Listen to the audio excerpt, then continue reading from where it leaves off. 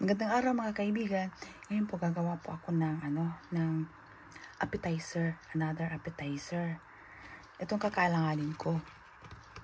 Quail egg, itlog ng pugo. Ayan, itlog ng pugo. Tapos ito yung lechuga, rucola, at saka ito, tomate lang. Tomate cherry. Tsaka ito, kailanganin natin ito. Or ito. Ito yan, mga stick. Yan lang ang mga kakailanganin ko ngayon. Yan. Ilaga ko lang po itong natin quail egg natin, itlog ng pugo. Ayan guys, pinakulo ko lang ang tubig bago ilagay itong itlog pugo natin. Kailangan pakuluin muna natin bago ilagay. 5 minutes lang ang natin dito, luto. Ayan mga kaibigan, meron na siya 5 minutes Tanggalin na natin at ilagay dito sa malamig na tubig. Ayan.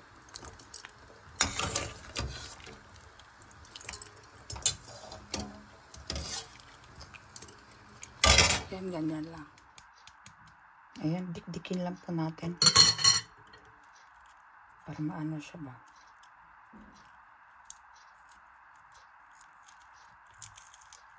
Dali lang tingnan nyo.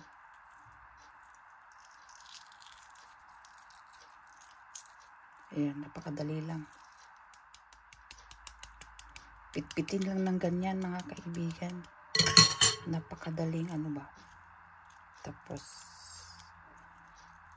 ayan na siya.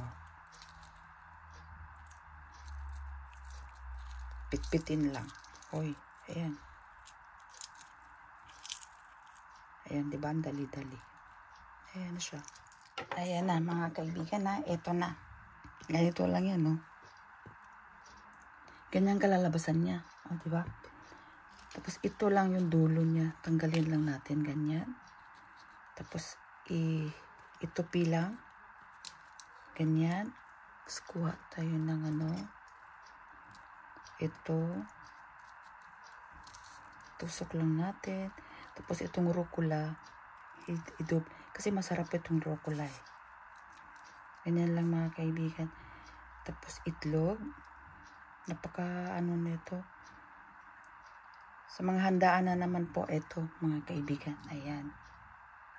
Tomate cherry. Matamis-tamis. O diba? O ganyan lang siya. Ayan yung tomate cherry. Tanggalan lang natin siya dito. O ganyan lang. Tanggalan lang natin siya. Ganyan. Ayan guys, lagyan natin ng mayonesa. Ayan siya Lagyan lang natin ng mayonesa Para ba siyang mushroom?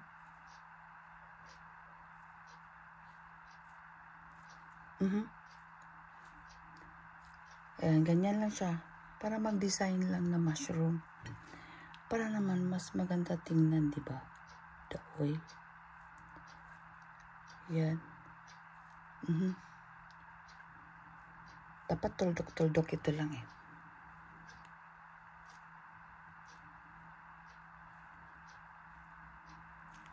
O, ganyan lang siya. Pwede na yan. O, diba? Ang ganda-ganda ng appetizer natin.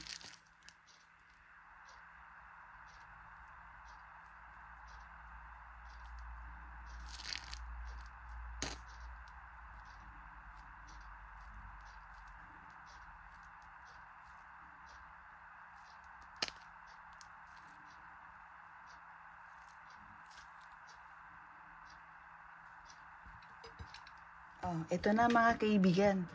Yung appetizer ko ngayon, appetizer salad. Ayan na, di ba? Napakaganda. Dito ako sa red. My favorite red. O, tingnan nyo, nasira naman na. Di ba ang ganda? Lalo na pag may okasyon po tayo.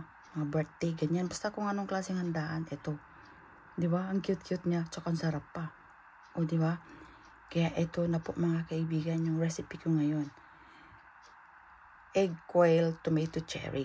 Ayan, kaya magtikim na po tayo Ayan. Ang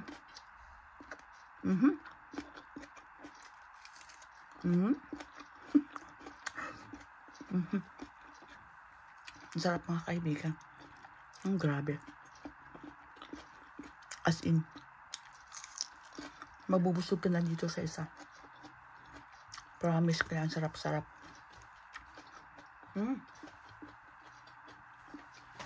Tsaka napakadaling ihanda po. Laga nyo lang yung itlog na pugo. Diba? Ang dali-dali. Napaka-presentable pa niya. Tsaka napaka-cute tingnan. O tingnan nyo. Ang cute-cute yung tingnan. Tsaka ang sarap.